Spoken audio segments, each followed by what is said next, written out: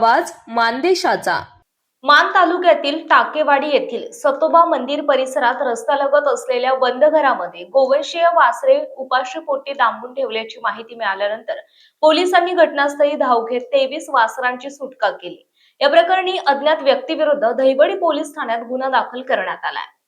पोलिसांनी दिलेल्या माहितीनुसार तरडगाव येथील गोरक्षक तथा मानद प्राणी कल्याण अधिकारी अवधूत गोरख धुमाळ यांना मोगराळे येथील गोरक्षक सतीश मदने यांनी मोबाईलवरून माहिती दिली की टाकेवाडी येथील सतोबा मंदिर परिसरात एका बंद घरामध्ये गोवंशीय वासरे कत्तलीच्या उद्देशाने आणून डांबून ठेवण्यात आली आहेत। या माहितीची खातरजमा करण्यासाठी अवधूत धुमाळ हे फलटण येथील दिनेश पवार यांच्यासह घटनास्थळी पोहोचले। तेथे बंद घरातून जनावरांच्या ओरडण्याचा आवाज येत असल्याने त्यांनी तातडीने डायल 112 वर संपर्क साधला।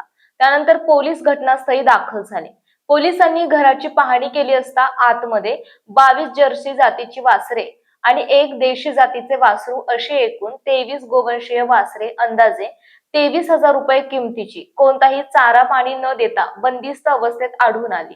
त्यानंतर पोलिसांनी वासरांची सुटका केली। स्थानिकांकडून मिळालेल्या माहितीनुसार संबंधित बंद घर हे विठ्ठल मोहिते आणि शिवाजी बळीक यांचे असल्याचं समोर आलं। मात्र ही वासरे तेथे कोणी आणि कोणत्या उद्देशाने आणून ठेवली याचा तपास दहिवडी पोलीस करतायत।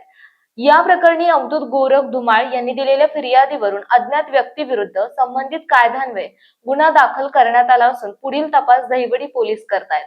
मानसोफर न्यूज संपादक बापूसाहेब मिसाळ, वरकुटे, मलवडी। आपल्या जिल्ह्यातील तालुक्यातील लेटेस्ट बातम्या पाहण्यासाठी आजच मानसोफर न्यूज चॅनलला YouTube वर सबस्क्राईब करा आणि बेल आयकॉन प्रेस करा।